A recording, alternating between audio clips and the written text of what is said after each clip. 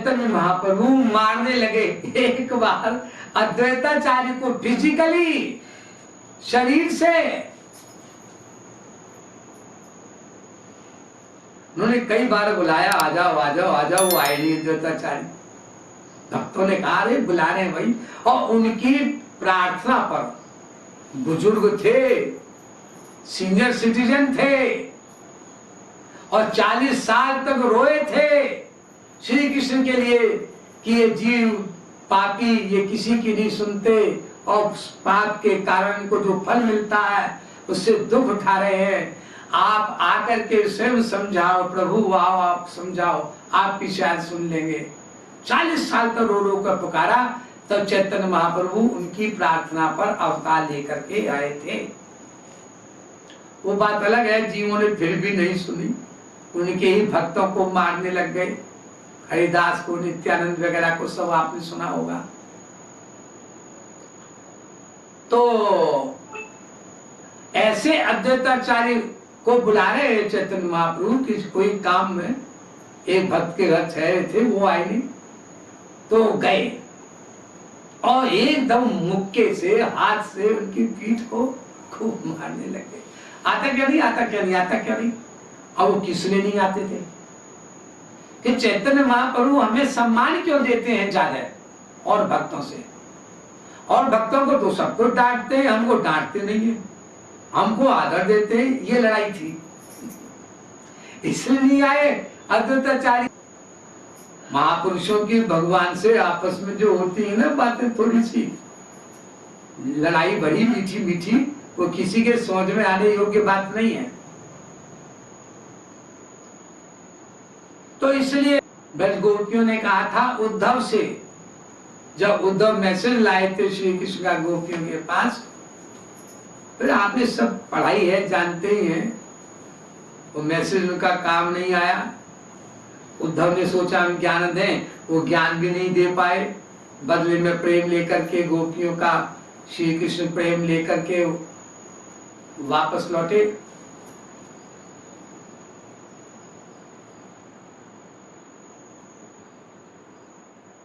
तो मैसेज क्या दूं मैं तुम्हारा श्री कृष्ण को, जब पूछा उद्धव ने गोपियों से, तो गोपियों ने जो उत्तर दिया वो बहुत सुंदर है।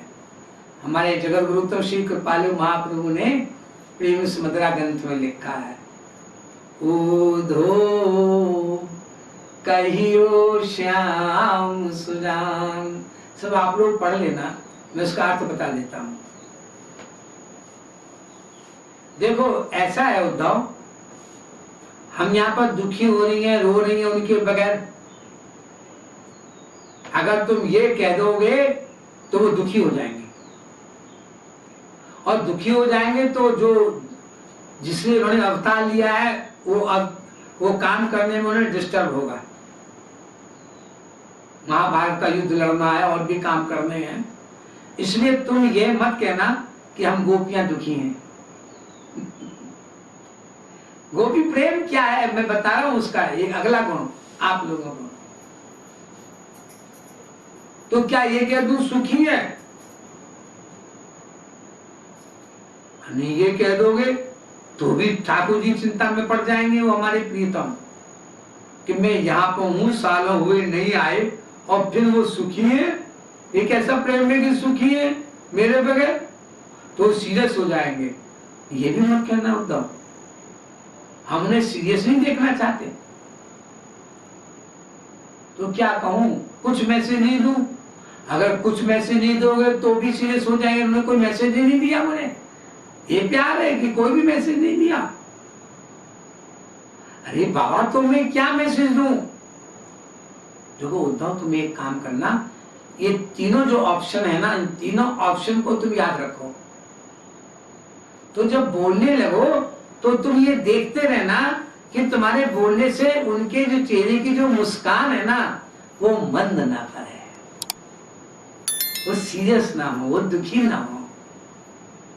ऐसा मैसेज देना उद्धव हमारे बारे में। इसको कहते हैं प्रेम। इतना ध्यान रखा जाए प्रियतम के सुख का। अंतर्यामी माने रहे हम उन्हें, तो कोई चिंतन उल्टा ना करे। वो जान लेते हैं उनको कष्ट हो रहा होगा हमारा ये सब सोचने से। काटो सोचने को, काटो। ये तो वल्लभाचार्य ने लिखा है, अनुकूल से संकल्प है, प्रतिकूल से विसर्जनम। प्रतिकूल आए तो उसे बात काटो, आएगी। पिछले जन्म में पाप जो कर रखा है, अंधाधुंध संसारी लोगों से प्रेम कर रखा है और उसी संसारी प्रेम को प्रेम मान रखा है।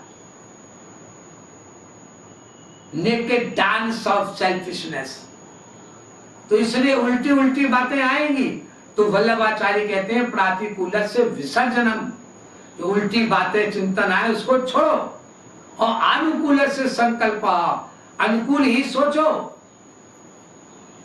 और अगर आगे लिखते हैं रक्षिष्ठिति विश्वासो भर्तृत्व यथा। कहते ना लोग, तुम तो चलो जाओगे फिर मेरा क्या होगा। चलो संसारिक प्रेयसी, संसारिक प्रियतम से कहे तो ठीक भी है। बेचारी अकेली है, नारी शरीर है, उसको रक्षा की जरूरत पड़ती है हमेशा। ऐसा बना है शरीर नारी का।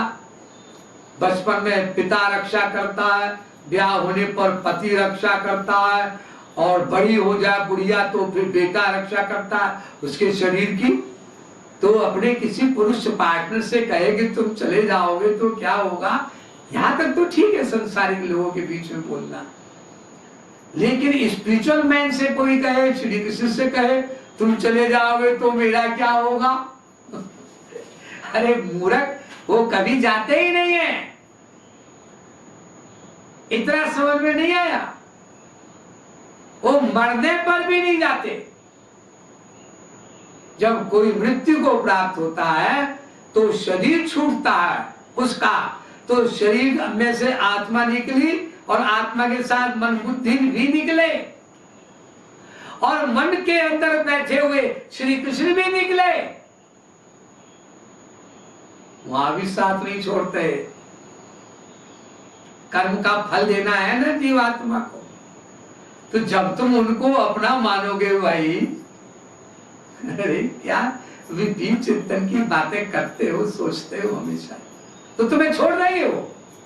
जो उनको ढेर सारी गालियां देता है लाखों, उनको तो छोड़ते नहीं, उनके अंदर बैठे बैठे उनके कर्म नोट करते हैं, फल देते हैं। और जो जान छिड़कता है उसे छोड़ देंगे श्री कृष्ण। ये कैसे पागलपन की बात किसी के दिमाग में आती कैसे है। अरे वो तो यहां तक कहते हैं शुचि नाम श्रीमताम गे योग भ्रष्टो भी जाए थे। अर्जुन ने कृष्ण ने पूछा महाराज कोई आदमी साधना कर रहा है और भगवत प्राप्ति नहीं हुई पूरी और अचानक शरीर छूट गया तो क्या करेगा। ना संसार मिला, ना भगवान मिला, ना खुदा मिला, ना विशाले सनम, ना इधर के रहे ना उधर के रहे। तो भगवान श्री कृष्ण मुस्कुराए बोले ऐसा नहीं होता कि इधर के नहीं रहे उधर के नहीं रहे। पार्थ नहीं में ना मूत्र विनाश तस्य।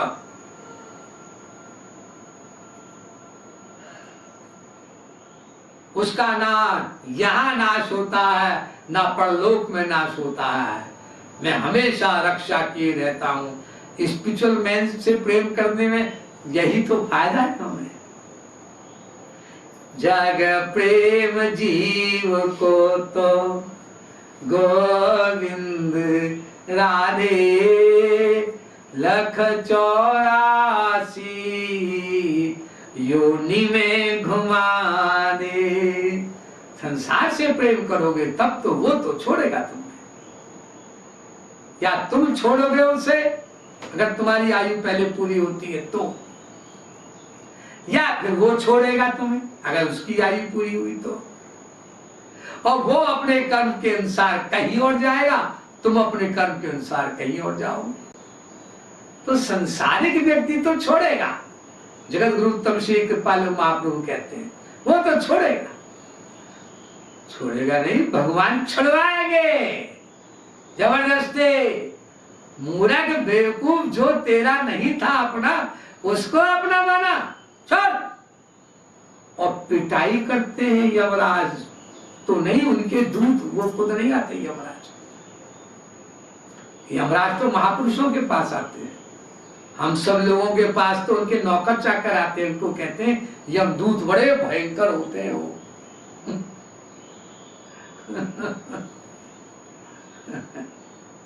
पिटाई के तो छुड़वाते हैं। मेरा एक सत्संगी था यही यूपी में, मुरादाबाद में, एक बस में कंडक्टर था, भोला भाला सरल था।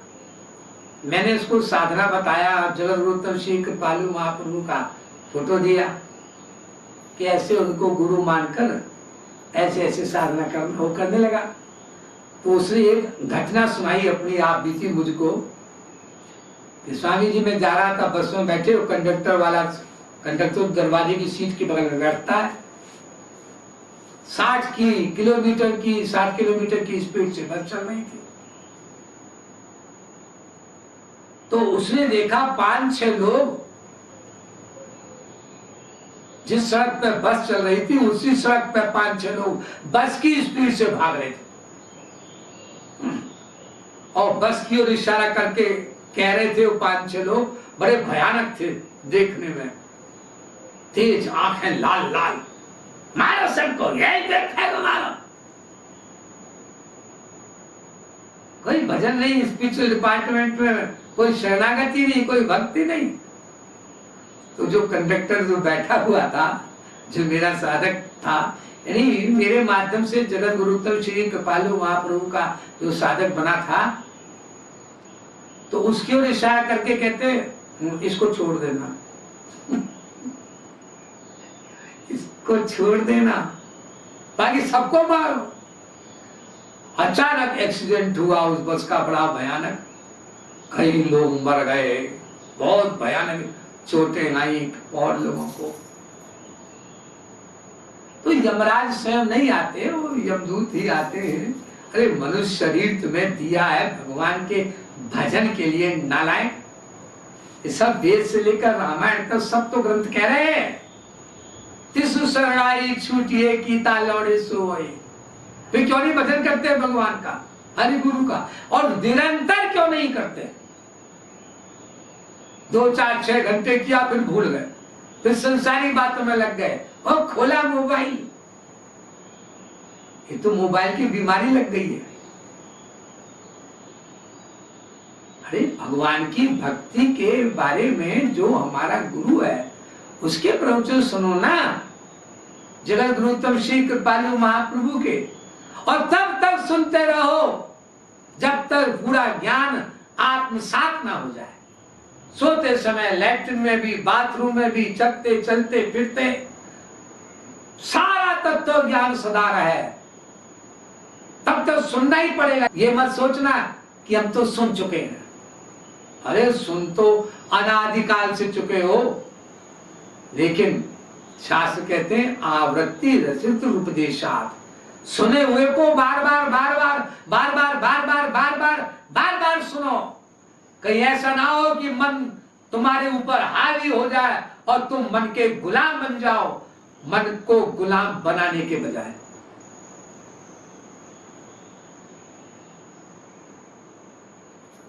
तो गोपी प्रेम के बारे में और भी बहुत सारी बातें हैं। यहीं पर बरेली में मेरे एक साधक के यहाँ जगत गुरु तम श्री कृपालु महाप्रभु रुके हुए थे।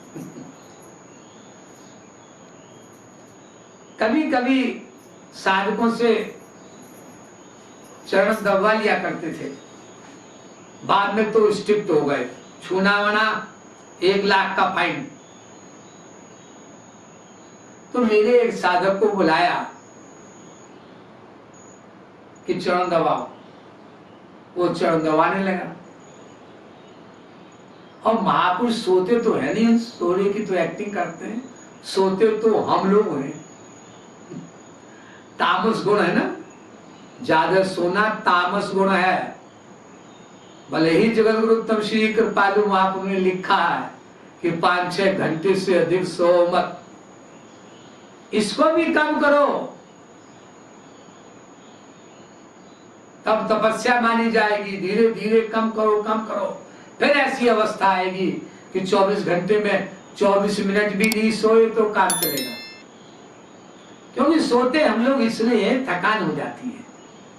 थकान क्यों हो जाती है? क्योंकि माया रहती है अंदर।